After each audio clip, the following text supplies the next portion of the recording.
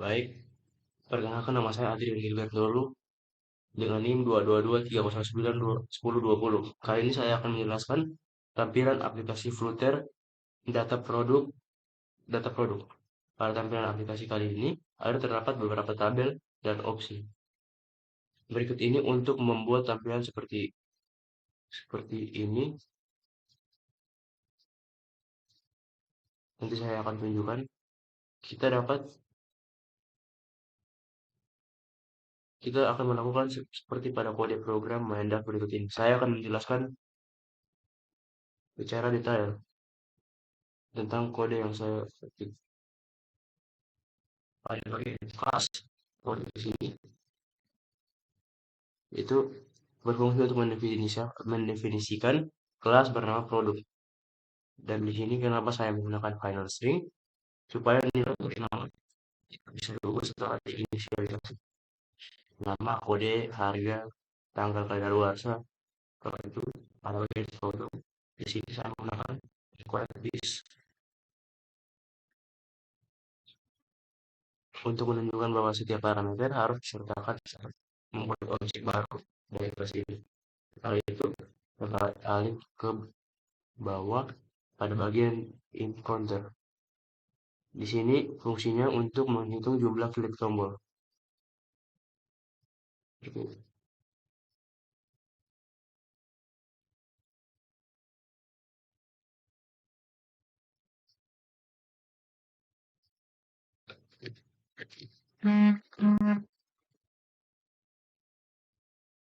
Si loading, saya lihat dulu. Pada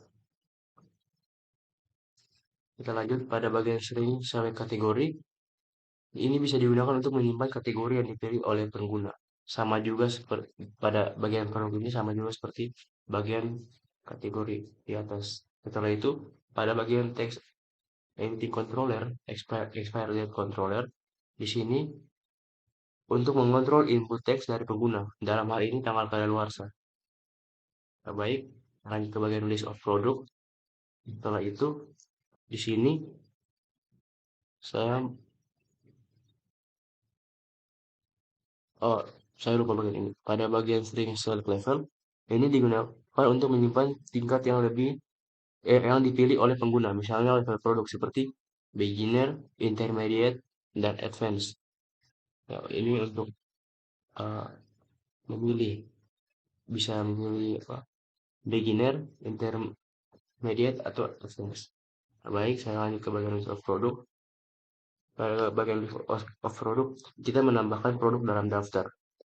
Pada level ini, seperti ini, kita menambahkan untuk pertama di sini mie ayam, setelah itu kodenya A001 dengan harga 100.000 dan tanggal expirednya seperti ini. Kita mengulang-ulang terus sampai ini bisa 3 atau lebih. Kita tinggal copy paste saja, terus copy dan ubah nama, kode, harga, dan expired. Setelah itu pada bagian list of level di sini, list string levels, ini yang tadi saya bilang untuk select level di sini. Pada ini merupakan list yang berisi 3 nilai, yaitu beginner, intermediate, dan advanced. Ini biasanya digunakan untuk pemilihan level. Misalnya dalam biji drop button. Lanjut pada bagian void increment counter. Di sini metode ini bertugas untuk menambah nilai counter setiap kali dipanggil. Di sini counter purpose. Jadi setiap kali dipanggil dia akan menambah nilai counter tersebut. Ya, lanjut pada bagian void handle radio value. Di sini, metode ini menangani perubahan nilai pada grup radio button. Jadi nanti kita akan membuat radio button dan kita bisa memilih antara makanan, minuman, aksesoris, atau expire. Nah, itu pada bagian handle product selection, metode ini menangani pemilihan produk dan daftar produk. Setelah itu, kita lanjut pada bagian untuk menghitung diskon. Di sini saya menggunakan double calculate diskon. untuk menghitung diskon yang didapat oleh oleh pengguna. Kita akan membuat diskon dengan fungsi if dan else if. Setelah itu kita akan mereturn. Sini jika harga lebih dari sama dengan 500.000, kembalikan 75.000, return 75.000. Ini diskonnya 75.000. Seperti itu. Ya. Sekarang kita akan membuat kontainer. Untuk drop down, kita akan membuat drop down untuk memilih produk. Kita mulai dari kontainer, kita menggunakan margin as only bottom 10. Ini 10.0. Ini memberikan jarak antara elemen ini dan elemen lain di bawahnya. Seperti ini. Nah, dia memberikan jarak 10. Setelah itu, di sini kita lanjut drop pada ini. Child di sini childnya drop down button from field produk. Ini adalah field yang menampilkan drop down dengan item yang didefinisikan. Ini adalah kombinasi dari drop down button.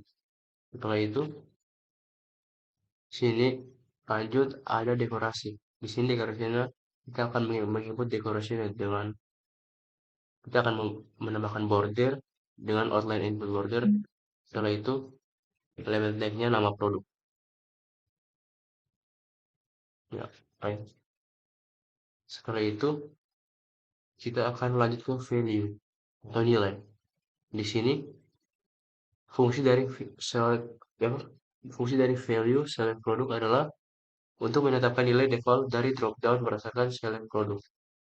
Baik, setelah itu kita akan lanjutkan pada bagian on change.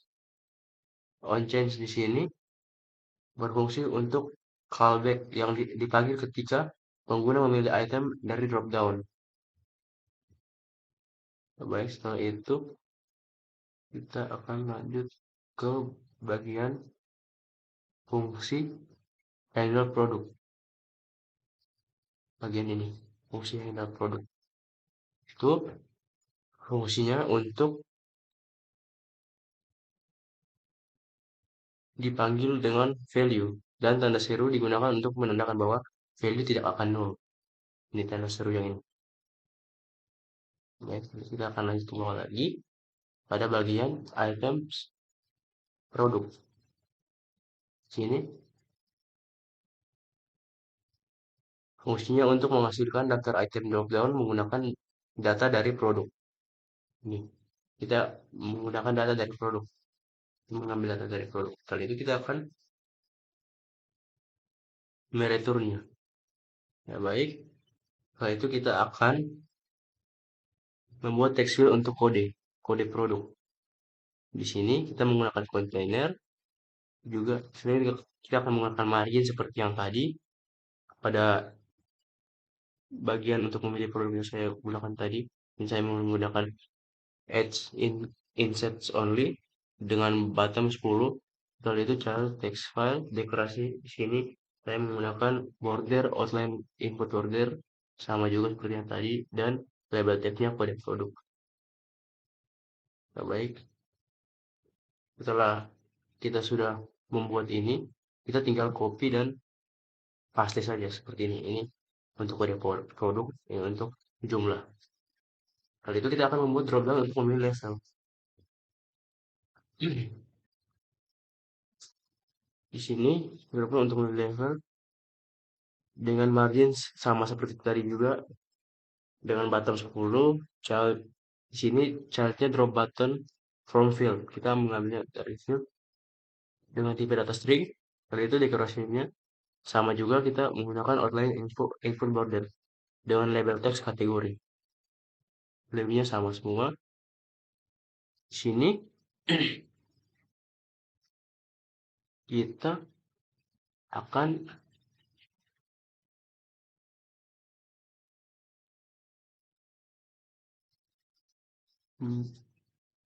menambahkan text field untuk harga,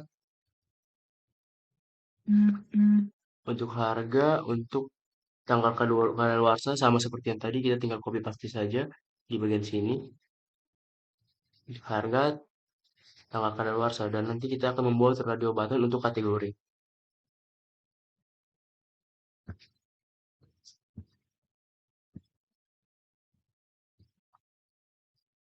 Ya, baik.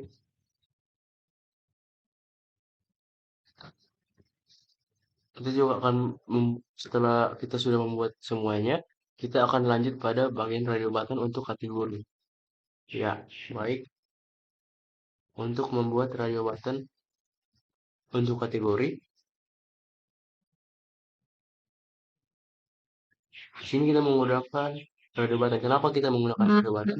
Supaya ketika kita mengklik ini, dia cuma bisa memilih satu. Ketika kita menggunakan checkbox, kan bisa memilih lebih dari satu. Tapi di sini kita menggunakan radio button untuk memilih salah satu saja daripada empat empat pilihan ini. Ya, baik, setelah itu kita memulai dari row di sini dengan value sininya, value makanan untuk menentukan nilai yang dikaitkan dengan radio button ini. Setelah itu group value-nya saya menggunakan select kategori untuk menentukan nilai saat ini yang dipilih dalam grup radio button. Setelah itu saya menggunakan on change handle radio value change untuk callback yang dipanggil ketika radio button ini diubah oleh pengguna. Setelah itu kita tinggal copy dan paste untuk membuat tidak, kita membuat bagian ini, bagian teksnya dulu. Teksnya pertama itu makanan dengan radio buttonnya bertipe data string dan value-nya sama seperti tadi, minuman dan group value sama juga. Terus kita akan membuat makanan, minuman, aksesoris, expired. Dan setelah itu di bagian on press, di sini on press-nya untuk fungsi callback yang dipanggil ketika tombol ditekan. Di sini if select product berfungsi untuk memeriksa apakah select produk tidak nol. Jika ada produk yang dipilih, maka perhitungan akan dimulai.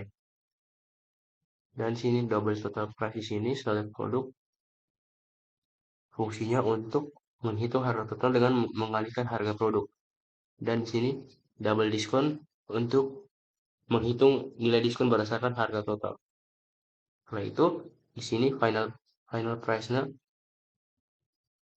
adalah total price kurang diskon untuk menghitung harga akhir dengan mengurangi diskon dari harga total. Setelah itu kita akan menampilkan detail pesanan yang berupa nama produk, kode produk, jumlah, harga satuan, harga total, diskon, harga setelah diskon, tanggal kadaluarsa, dan beserta level ini seperti begini. Kita menambahkan nama produk, kode produk, jumlah, harga satuan, harga total, diskon, setelah diskon, tanggal kadaluarsa, dan level. Ya baik, setelah itu kita membuat tombol teks button yang berupa oke. Nanti saya akan tunjukkan pada bagian sini ketika saya mengisi data dan saya kirim data. Baik, setelah itu kita akan menampilkan dialog ketika pengguna tidak memilih produk seperti kode berikut. Ini ketika kita tidak memilih, nanti ketika kita melakukan kirim data akan muncul teks harap pilih produk terlebih dahulu. Baik, saya akan menunjukkan contohnya. Jadi saya memilih nama produk es krim dengan kode produk B002. Misalnya saya ingin memesan 4 jumlah dengan kategori intermediate. Setelah itu saya kirim data. Di sini tombol yang diklik 4 kali, jadi dia akan muncul. Setelah itu sini ada data pesanannya, yaitu ada nama produk, kode produk, jumlah, harga satuan, harga total, diskon, harga setelah diskon, tanggal kadaluarsa, dan level itu. Sekian dan terima kasih.